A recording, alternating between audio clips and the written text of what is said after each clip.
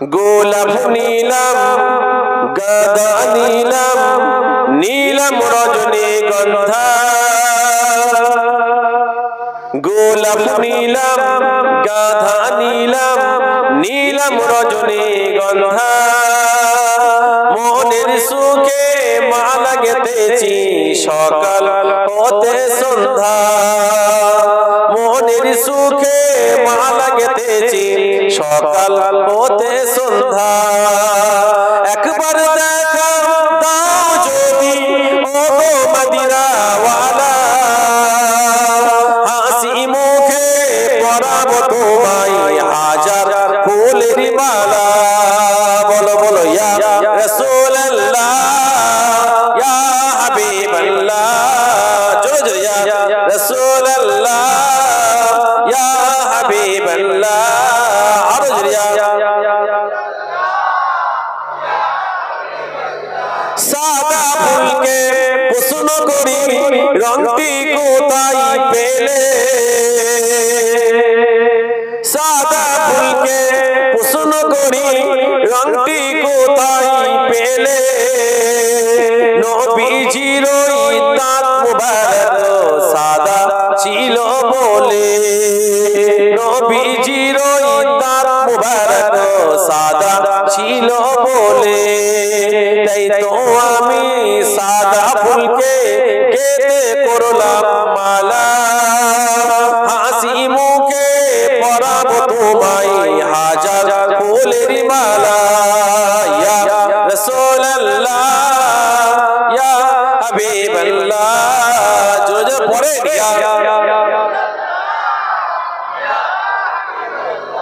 আরো জোরে ইয়া রাসূলুল্লাহ লাল ফুলকে প্রশ্ন করি রংটি কোথায় পেলে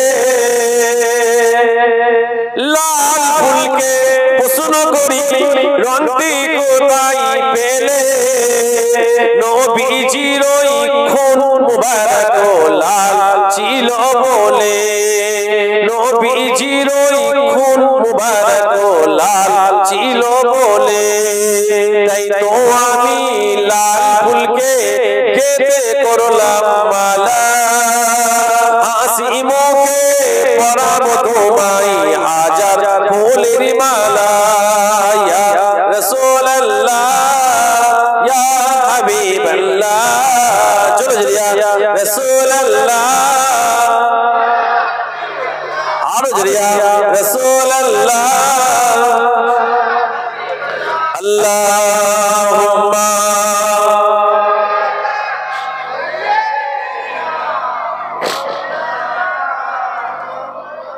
ওয়ালা আলি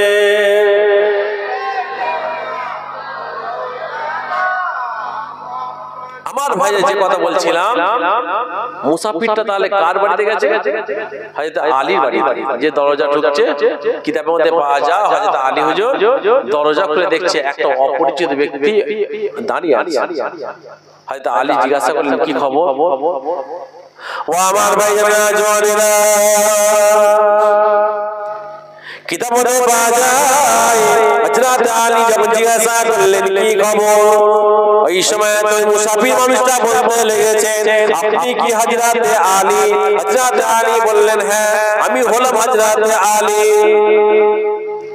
ও ভাইয়েরা ওই মুসাফিরটা বলতে লেগেছে আমি শুনেছি আপনার বাড়ি দরজা সামনে যখন কেউ আসে আমি শুনেছি আপনার কাছে যখন কোনো ব্যক্তি সহযোগিতা চাইতে আসে আপনি কোনোদিন কাউকে খালি হাতে ফেরত দেন না আমি এই আশা নিয়ে আপনার কাছে এসেছি আমার বাড়িতে কয়েকদিন রান্না হয়নি আমার বাড়িতে বাচ্চা বাচ্চা ছেলে আছে আমার বাড়িতে বাচ্চা বাচ্চা ছেলেরা বড় অসহায় হয়ে আছে আমি বড় আশা নিয়ে আপনার কাছে এসেছি আপনি যদি আমাকে কিছু সহযোগিতা করতেন তাহলে আমার বাচ্চাদের মুখে আমি হাতটা তুলতে পারতাম ভাইজান আপনারা সবাই জানেন হযরত আলী বাড়িতে তিন দিন রান্না হয়নি হযরত আলী ওই সময় জিজ্ঞাসা করে ও মুসাফির মানুষ আমি তো আপনাকে চিনি না তবে একটা কথা আপনার থেকে আমি জিজ্ঞাসা করতে চাই আপনাকে আমার ঠিকানাটা কে দিয়েছে একবার বলেন আপনাকে আমার ঠিকানাটা কে দিয়েছে ভাই কে দিয়েছে? কোন বক্তা দিয়েছে? ওই সময়তে ওই মুসাফিরটা বলতে লেগেছে আবু জেহেল বলে একটা যে ব্যক্তি আছে, অ্যাকচুয়ালি নাম হলো আবু জাহেল, মূর্খর পিতা, বাংলা ভাষা আমরা করে ফেলেছি আবু জেহেল। ওই সময়তে মুসাফিরটা বলতে লেগেছে আবু জাহেল আপনার কাছে আমাকে পাঠিয়েছে, উনি আমাকে কথা বলেছে আপনার কাছে যখন কোনো মানুষ আসে আপনি কাউকে খালি হাতে ফেরত দেন না। ওই সময়তে হযরত আলী বুঝতে পারলেন যে আমার বাড়িতে 3 দিন রান্না হয়নি, এই সংবাদটা আবু জাহেলের কাছে আছে, আমার কাছে এই কারণে পাঠিয়েছে, অন্য কোনো কারণে নয়।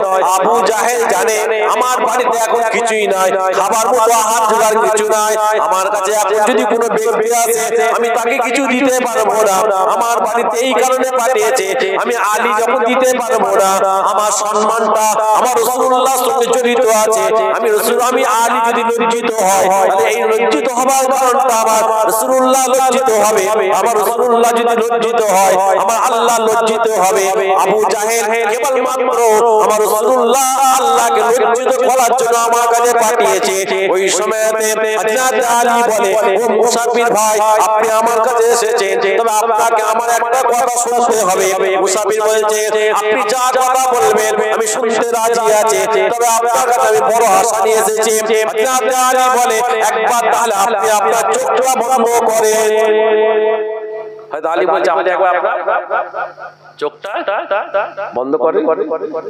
ও ভাইরা কিতাবের মধ্যে পাওয়া যায়, তারিখে কিতাবের মধ্যে এসেছে হযরত আলীর কথা মোতাবেক মুসাফিরটা চোখটা বন্ধ করলেন। মুসাফিরটা চোখটা বন্ধ করার পরে হযরত আলী বলতে লেগেছে এই মুসাফির ভাই তুমি তোমার হাতটা আমার দিকে একটু বাড়িয়ে দাও। ওই সময়তে মুসাফির ভাই হাতটা বাড়িয়ে দিবার পরে হযরত আলী যেন একটা কি যেন একটা বললেন, পড়ার পরে মুসাফিরের হাতে একটা ফু দিলেন। ফু দিবার পরে হযরত আলী বললেন এবার আপনি আপনার হাতটা মুঠো করে নেন। হযরত আলীর কথা মোতাবেক মুসাফিরটা হাতটা মুঠো করে নেয়। হযরত আলী বলে এবার আপনি আপনার চোখটা খোলেন। হযরত আলীর কথা মোতাবেক মুসাফিরটা চোখটা খুললেন। হযরত আলী বলতে লেগেছে এবার আপনি শুনেন, আপনি যে হাতটা মুঠো করেছেন এই মুঠাটা আপনি অন্য কোথায় খুলবেন না, আপনাকে আমি বলছি আপনি হাতটা অন্য কোথায় খুলবেন না, আপনাকে আমার কাছে যে পাঠিয়েছে তার সামনে আপনি হাতটা খুলবেন। যান কিতাব সেটা যেন আপনি হাতটা খুলবেন না, আমার কাছে যে আপনাকে পাঠিয়েছে তার সামনে যে আপনি হাতটা কিন্তু খুলবেন। ও কিতাবে পাওয়া যায় অনেক লম্বা চওড়া ওই সময় মুসাফিররা দৌড়ে দৌড়ে যখন হযরত আবু জেহেল হযরত আলীর কথা মোতাবেক আবু জেহেলের কাছে যখন গেছে ভাইজান, ওই সময় আবু জেহেল মনে করেছে এই মুসাফিরকে হযরত আলী কিছু না দিবার কারণে আমার কাছে দ্বিতীয়বার আসছে। ওই সময়তে মুসাফিরটা যখন আবু জেহেলের সামনে দাঁড়িয়ে যায়, আবু জেহেল বলতে লেগেছে এই মুসাফির আমি জানি আলী তোমাকে কিছু দিবার মতো ক্ষমতা নাই, কেন না আমি যে তোমাকে পাঠিয়েছি আমি জানি আলী তো নিজেই ভিখারি, আমি জানি যে আলী নিজে ভিখারি, আর যে ভিখারি হয় আর একটা ভিখারিকে কি দেয়?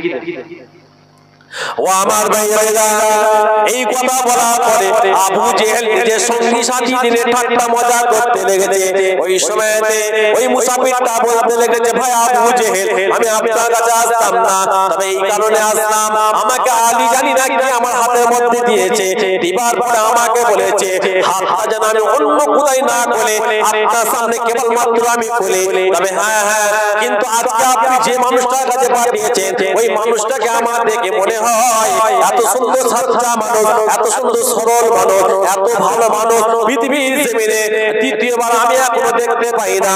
ওই সময়তে হযরত আলী পাঠানো ওই মুসাফিরকে আবু জেহেল বলতে লেগেছে তোমার হাতের মধ্যে কি দিয়েছে?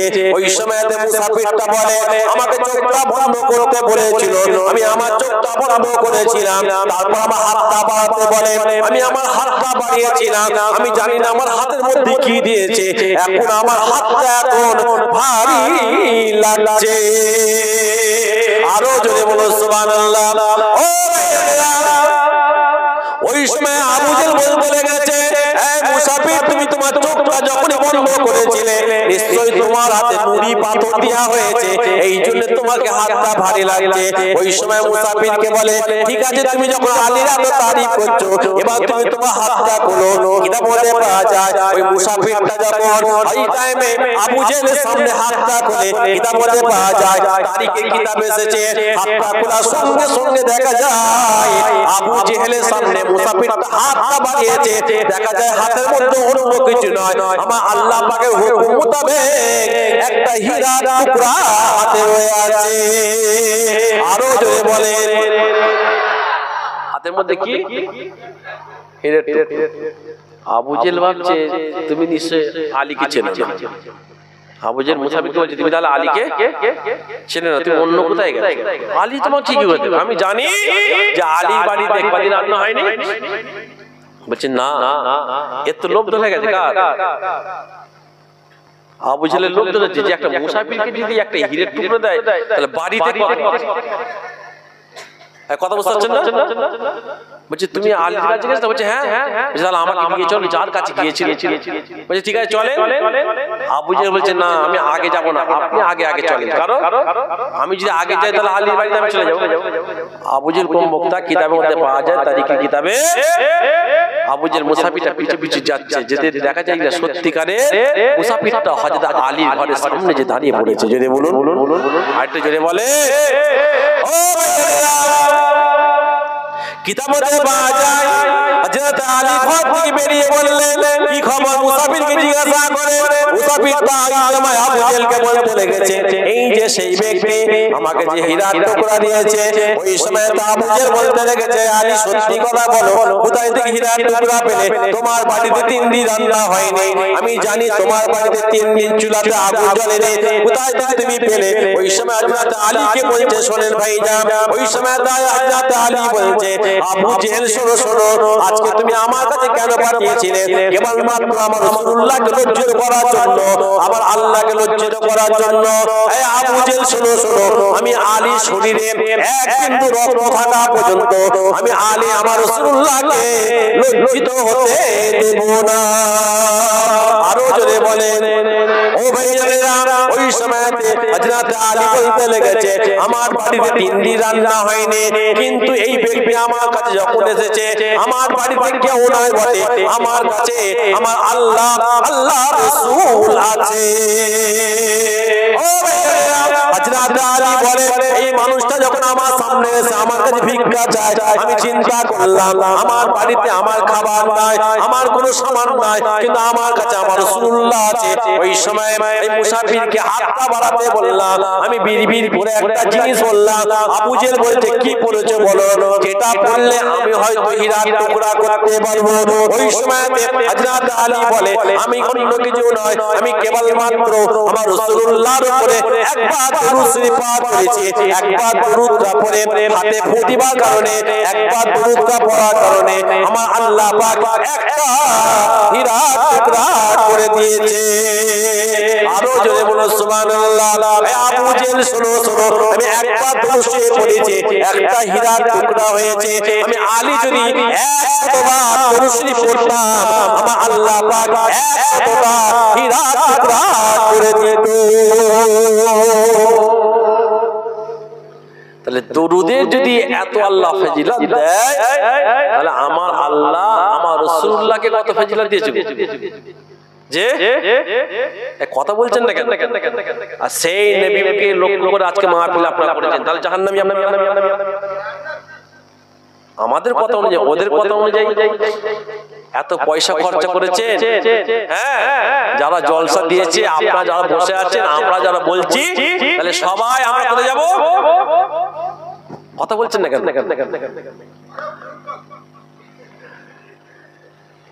ওরা ভুলবো কে? ভুল বকলো তো সীমা থাকে, যখন আল্লাহর মার আসে না, এইরকমই আসে, ভুল বকায় আল্লাহ। কথা বুঝতে পারছেন না? খবরদার, একটা কথা মাথায় রাখবেন, হয়তো আপনি এক ওয়াক্ত নামাজ পড়তে পারছেন না, 2 ওয়াক্ত পড়তে পারছেন না, আল্লাহর কাছে মাফ চাইবেন, আমার আল্লাহ আপনাকে মাফ করে দেবে। কিন্তু রাসূলুল্লাহর সাথে যদি আপনি গুস্তাখি করেন, নবী পাকের সাথে যদি আপনি বেয়াদবি করেন, বিশ্বাস করেন আমার আল্লাহ কিন্তু আপনাকে আর মাফ করবে না। আজকে যে যত রকম গজব দেখতে পাচ্ছেন এর জন্য দায়ী কিন্তু আমরা নিজেরা। আজকে দেখেন এখন কত সুন্দর আমরা বসবাস করছি, কোনো এখন গন্ডগোল নাই। আজকে ফিলিস্তিনে কি হচ্ছে বলেন, তাদের ইমানি পাওয়ার কত। আমি ফেসবুকে দেখছিলাম একটা বাপ মিষ্টি বিতরণ করছে, চকলেট। জিজ্ঞাসা করা হচ্ছে যে আপনি চকলেট মানে দিচ্ছেন কারণটা কি? তো সেই বাপ বলছে আমার যে কটা সন্তান একটা ছাড়া সব শহীদ হয়ে গেছে, এই খুশিতে আমি সন্তান, আমি শহীদের বাপ, এই জন্য আমি আজকে মানুষের কাছে মিষ্টি বিতরণ করছি। যদি বলুন সুবহানাল্লাহ। আর আজকে দেখেন আমরা কি করছি।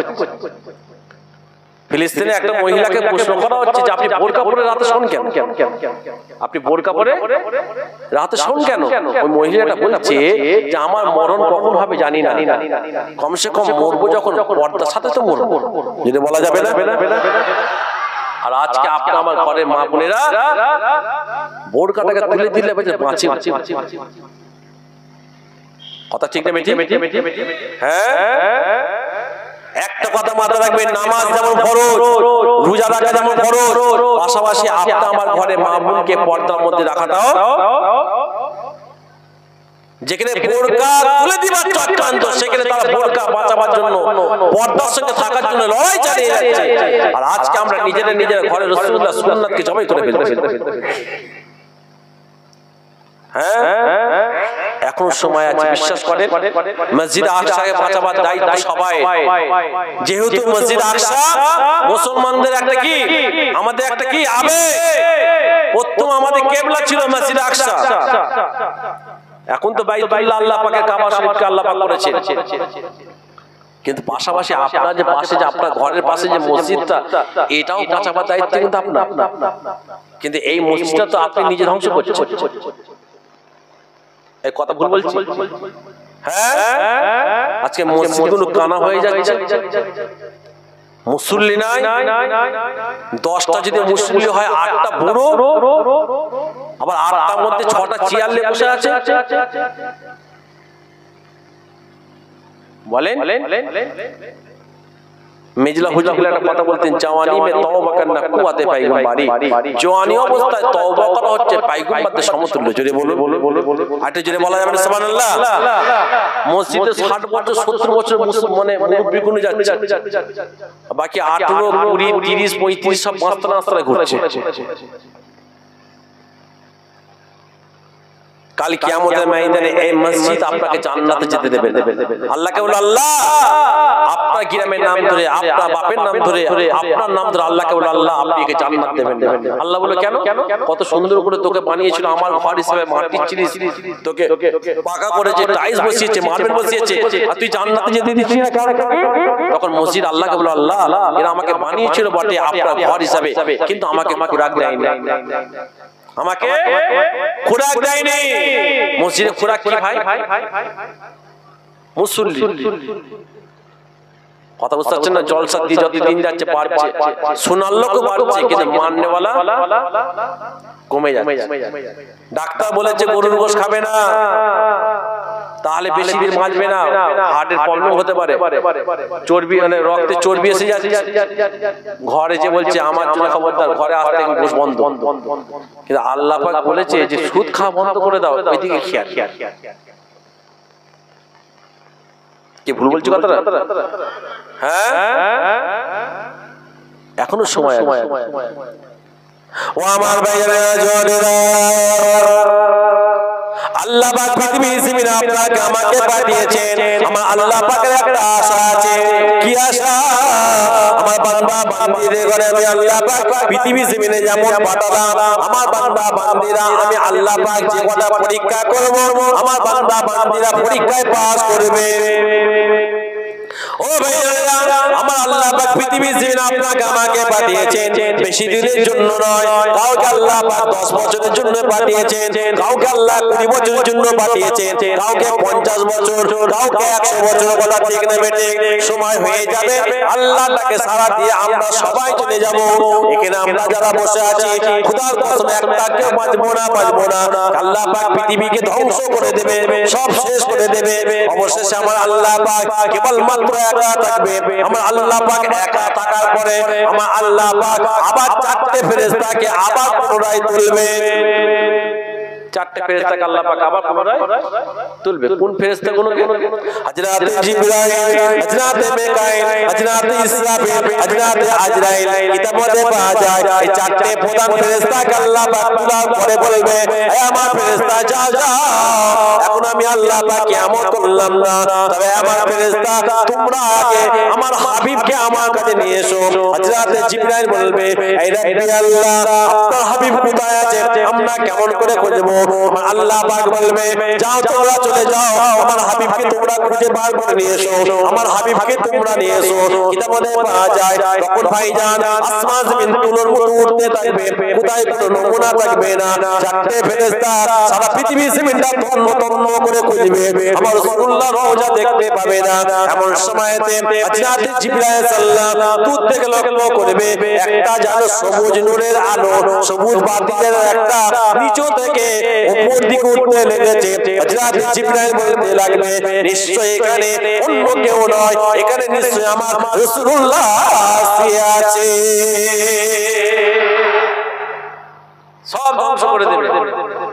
আল্লাহ পাক বলবে, চারটে ফেরেশতাকে আবার আল্লাহ পাক পুনরায় তুলে বলবে, আমার হাবিবকে নিয়ে এসো। খোঁজার পর দেখবে কি নিচু থেকে যেন একটা সবুজ বাতি নূরের আলো উপর দিকে উঠছে, যদি বলা যাবে না। হযরত জিবরাইল মনে করবে নিশ্চয়ই এখানে।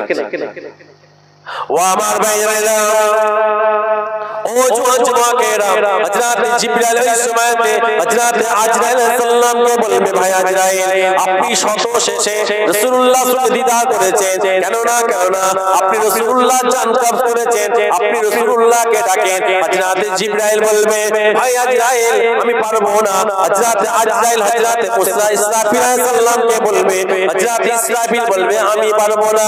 হযরত ইসরাফিল সাল্লাম অবশেষে তিনটে ফেরেশতা হযরত জিবরাইলকে বলবে, ভাই জিবরাইল, আপনি রাসূলুল্লাহর কাছে কোন আসতেন, রাসূলুল্লাহর সঙ্গে আপনার অনেক কথাবার্তা হতো, আপনি ওহী নিয়ে আসতেন, আপনি রাসূলুল্লাহকে তোলেন। কিতাবে পাওয়া যায় ওই সময় হযরত জিবরাইল বলবে, ঠিক আছে। কিতাবে পাওয়া যায় আমার রাসূলুল্লাহ রওজার সামনে দাঁড়িয়ে সালামটা দেবে, আসসালাতু ওয়াসসালামু আলাইকা ইয়া রাসূলুল্লাহ, আসসালাতু ওয়াসসালামু আলাইকা ইয়া হাবিবাল্লাহ। সালামটা দিবার পরে আমার রাসূলুল্লাহ কিন্তু সালামের জবাবটা পাবে না। দাঁড়িয়ে আছে কিন্তু রাসূলুল্লাহ রওজার কাছে, হযরত জিবরাইল সালাম দেবে, কিন্তু রাসূলুল্লাহ সালামের জবাব কিন্তু পাবেন। তখন হযরত জিবরাইল বলবে, দেখো আমরা মনে হচ্ছে ভুল জায়গায় আছি, চলো আল্লাহর কাছে যাই, আল্লাহকে বলি, আল্লাহ পাক যেন আমাদের ঠিক জায়গায় পায়। হযরত জিবরাইল সঙ্গে করে চারটে ফেরেশতাকে নিয়ে আল্লাহর দরবারে যাবে। আল্লাহ পাক, আপনি পাঠিয়েছিলেন, অনেক বুঝলাম, কিন্তু এক জায়গায় একটা নমুনা বুঝতে পারলাম, কিন্তু ওখানে সালাম দিলাম, আপনার হাবিবে কিন্তু সালামের জবাবটা পেলাম। তখন আমার আল্লাহ পাক বলবে, এ জিবরাইল, তুমি ঠিক জায়গায় গিয়েছিলে, কিন্তু সালামটা কি বলে দিয়েছো?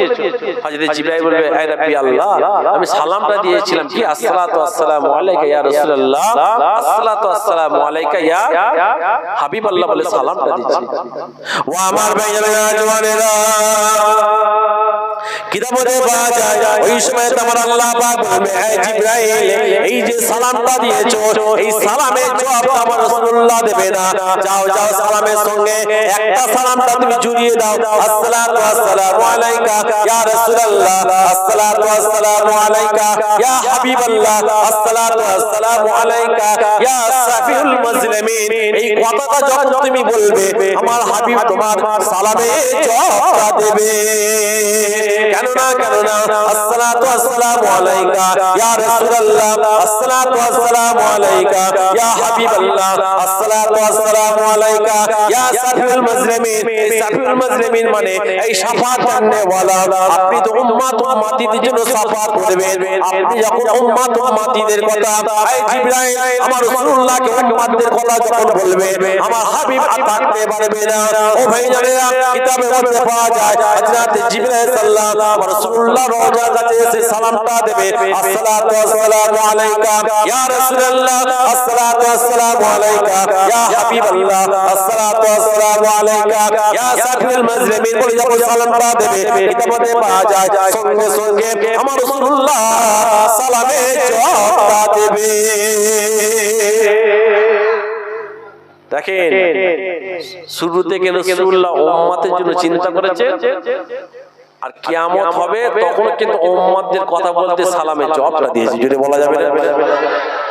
কিতাবের মধ্যে পাওয়া যায় যখন আমার রাসূলুল্লাহ রওজা মুবারকতে উঠবে যেন মনে হবে যেন ঘুমন্ত মানুষ উঠে বসছে, যদি বলা যাবে না।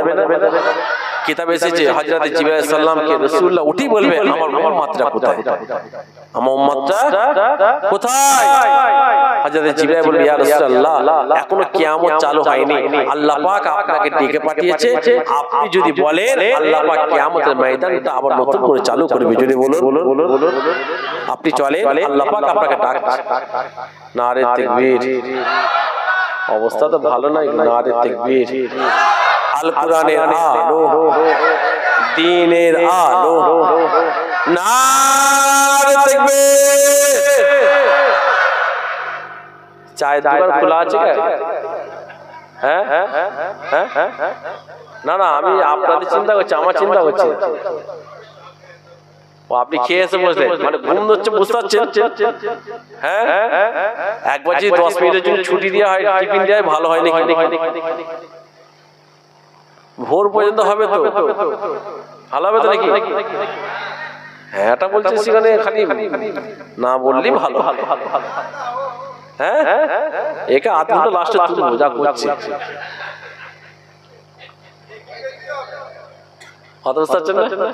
একটু জাগেন না, এটা ঝিমিয়ে থাকলে ভালো লাগে বলেন? হ্যাঁ, নারে তাকবীর, নারে তাকবীর। দোষী আল্লাহুম্মা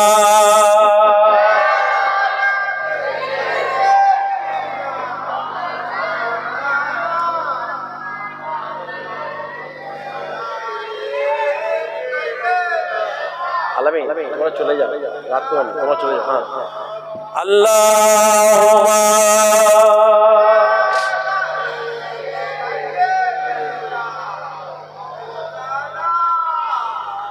ওয়া আলা আলি সাইয়্যিদিনা।